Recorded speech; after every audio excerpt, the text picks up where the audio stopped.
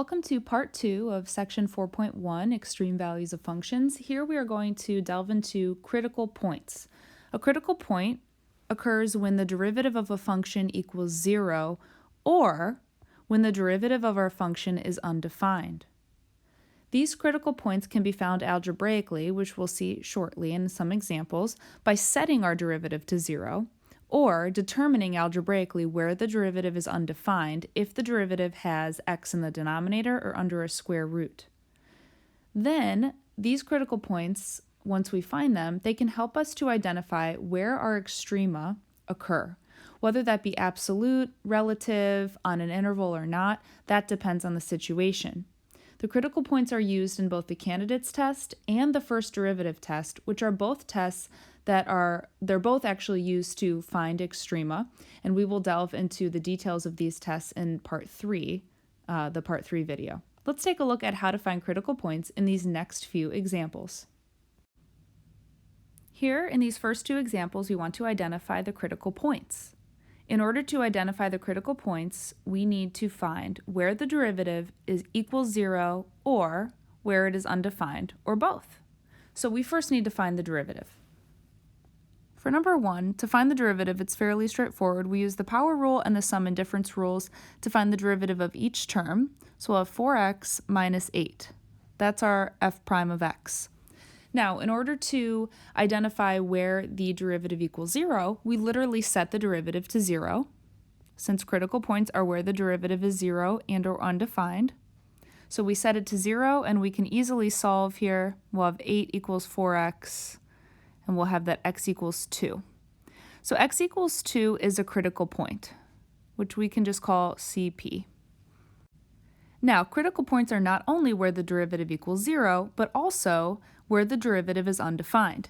If we take a look at our derivative, it is defined everywhere for all x. That is because x is not under a square root or in a denominator or any other type of situation where x, might not be able to be plugged in as some number. So we are defined everywhere. Therefore, our first derivative can never be undefined, so the critical points only occur when the first derivative equals 0. We found where the first derivative equals 0, it's when x equals 2. Therefore, x equals 2 is our only critical point for this function. Unlike number 1, g of x is not defined everywhere. That is because if we inputted certain values for our x, we would have a negative under the square root. So the first thing that we need to do is recognize that unlike f of x, g of x is not a polynomial function and therefore is not defined everywhere. So let's find out where g of x is defined so we can have a good interval on which to find our critical points.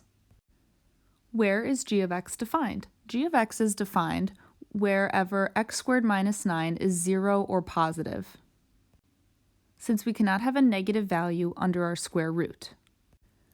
Therefore, g of x is only defined from negative infinity to negative 3 inclusive and 3 inclusive to infinity. If we plugged in any numbers in between negative 3 and 3, we would square it and have a number smaller than 9. Therefore, a number smaller than 9 minus 9 is a negative number. So this is where g of x is defined. If that is a bit confusing to think about algebraically or analytically, you can just plug this into Desmos and see that it's not defined in between negative 3 and 3. And then you can sort of think about why. All right, now that we understand where g of x is defined, we can proceed to find the derivative and then find the critical points from there. Since g prime of x is really x squared minus 9 to the 1/2, that's an alternative way to look at it, we can use the power rule and the chain rule to find the first derivative. We'll bring the 1/2 out in front, keep the inside function the same, raise it to now the negative 1/2, then use the chain rule and multiply by the derivative of the inside.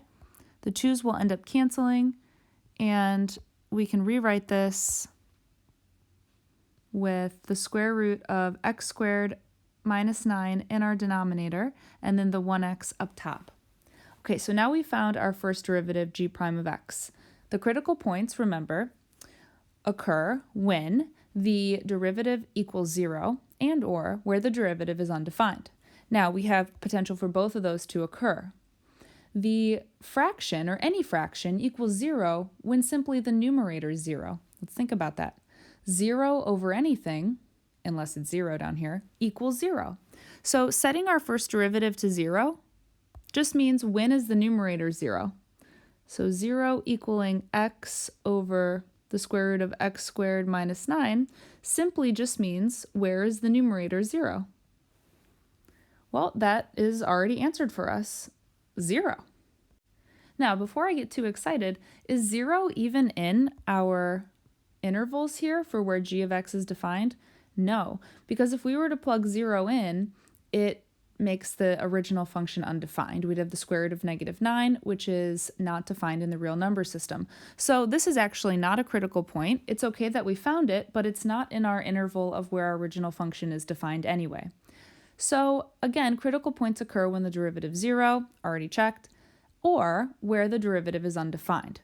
That means when the denominator equals 0. So let's take a look at our denominator.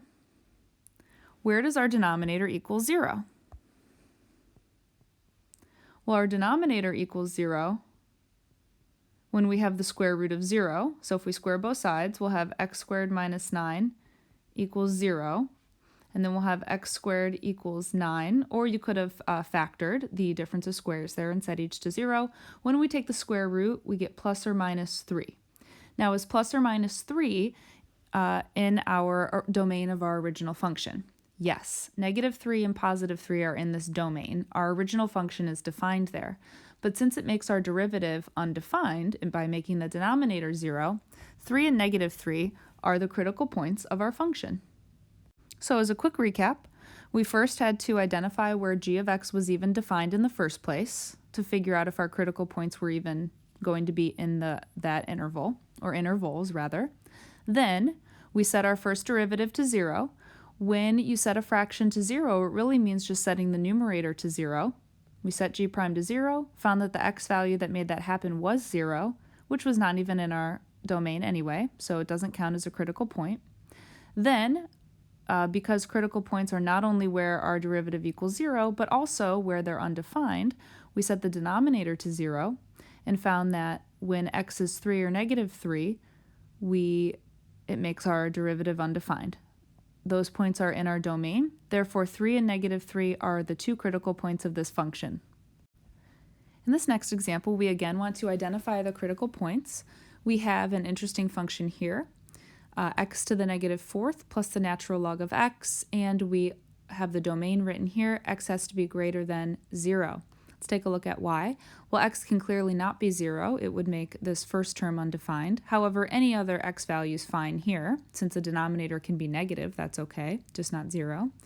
Then the natural log of x has a domain of only positive values, since if you plug in anything negative into natural log, or even plug in 0, it is undefined. So this is our domain. The first thing we want to do in order to identify our critical points is find the first derivative. This is x to the -4th, so using the power rule, we'll have -4x to the -5th, which can be written just like this. Then the derivative of the natural log of x is 1 over x.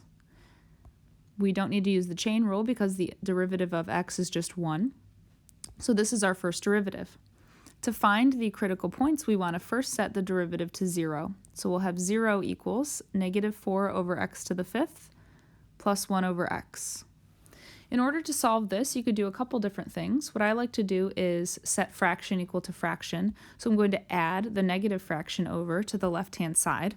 So we'll have 4 over x to the 5th equals 1 over x.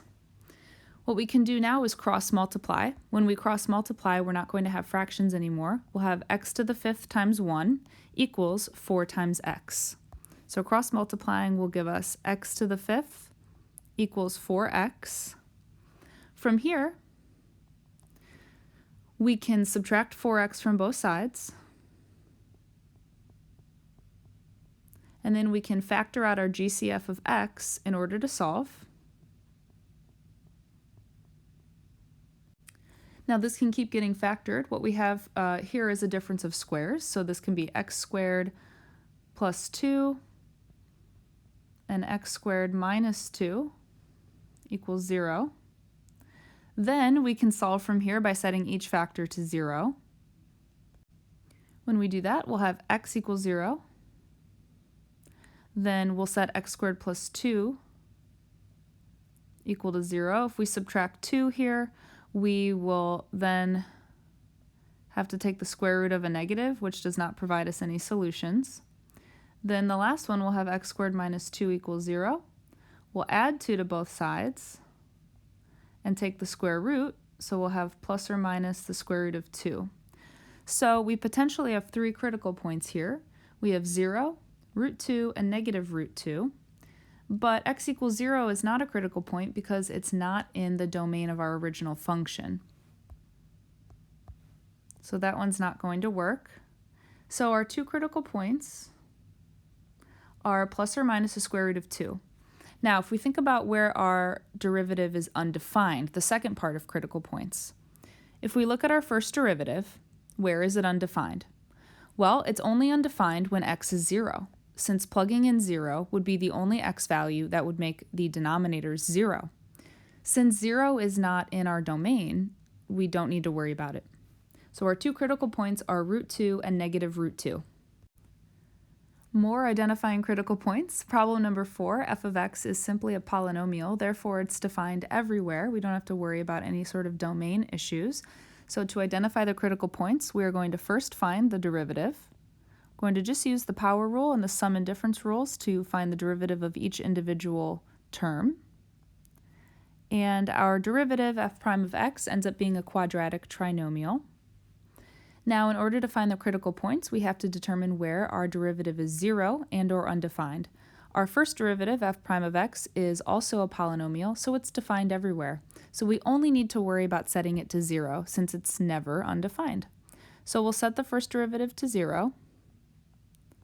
When we have trinomials like this, we want to see if we can factor them in order to set each factor to 0 and solve. Can we factor this? Well, we have 3 times negative 8 is negative 24. So we need 2 numbers that multiply to negative 24 that add up to that 2 in the middle. And we have them. They are 6 and negative 4.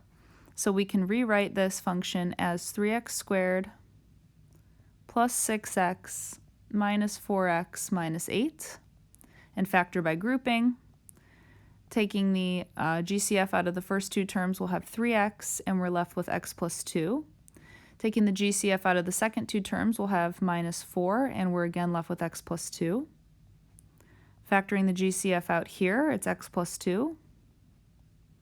And what's left is 3x minus 4.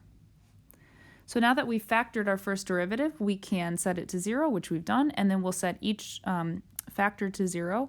So we'll have x plus 2 equals 0. And we'll have 3x minus 4 equals 0, giving us critical points of negative 2 and 4/3. So these are our 2 critical points. In our final example, we want to find the critical points of g of x equals the secant of x. We want to see kind of what is the domain. Really, let's just go around the unit circle once. So let's make our like domain from 0 to 2 pi. I'm just going to do that so we are not like continuously circling the unit circle. So we just want to think about going around the unit circle one time. So I'm going to add that restriction in there, that interval. Okay, in order to find the critical points, we need to first find the derivative. The derivative of secant, do you remember? Secant tangent. Kind of a weird one. So it's secant of x times the tangent of x, if you'd like to put a little, dot in there to show multiplication. All right, now in order to find the critical points, we have to set the derivative to 0 because critical points are where the derivative equals 0 and or is undefined. So I'm going to set this derivative to 0. This derivative is already a product, so if we're looking for when something times something equals 0, we just set each one of those somethings to 0, just like we did over in the first example. We set each factor to 0. So we're looking for where is the secant of x equal to 0, and where is the tangent of x equal to 0. This is an interesting one. Our secant can never actually be 0, and that is because the secant is the reciprocal of cosine. You can think about this algebraically if it's hard for you to visualize the unit circle, which have one, definitely. But if we think about the secant as 1 over cosine, which is what it is, and we cross multiply, well, we actually don't even have to cross multiply. If we think about the example from before, when we think about when a fraction equals 0, it's when is the numerator 0. And 1 never equals 0. So we have a contradiction. 1 cannot equal 0. Therefore, there are no solutions to this. The secant of x is never 0. Now, thinking about where the tangent is 0, the tangent is really the sine over cosine. So I always like to break things down in terms of sine and cosine. So the tangent is really the sine over the cosine, and we want to know where is that 0. So I'll write aka here, because that's what we're thinking of. Same with right here, aka, if that's easier for you to understand. So here, again, using that idea, we want to know when is the sine of x equal to 0, since a fraction equals 0 when the numerator is 0 and the denominator is non-zero. So we really want to know when is the sine 0. Well, the sine is the y value, so thinking about going around your unit circle, you just visualize it. Y is 0 here and here. Therefore, the sine is 0 at 0, pi, and again back at 2 pi. So the tangent 0 at those 3 locations. So we have at x equals 0, pi, and 2 pi. So those are 3 critical points on our interval here. Now, critical points are not only when the first derivative equals 0, but also where the first derivative is undefined. In order to figure out where g prime is undefined, we can simply look and see, kind of break it up again, where is the secant undefined and where is the tangent undefined. So again, we want to see where is the secant of x, like equal undefined, I guess. That doesn't really make too much sense, but let's just go with our thought process here. So where is the secant of x undefined? So basically, where is 1 over cosine undefined? Well, for a fraction to be undefined, its denominator equals 0. So we're basically looking for when is the cosine of x equal to 0, since that's a denominator of secant. The cosine of x equals 0, like where is the cosine 0? The cosine is 0 at pi over 2 and 3 pi over 2. So at x equals pi over 2 and 3 pi over 2.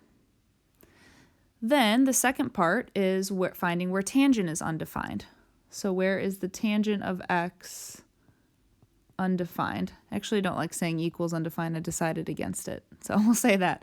So again, aka the tangent of x is really the sine of x over the cosine of x. And we want to know where is that undefined, which is asking once again, where is the cosine 0, since that is our denominator. Well, we already just found where the cosine is 0. The cosine is 0 at pi over 2 and 3 pi over 2, and therefore the tangent value is undefined there as well. So we have found all of our critical points. Our critical points in total are at 0, pi over 2, pi, 3 pi over 2, and 2 pi, because that is where our derivative either equals 0 or is undefined.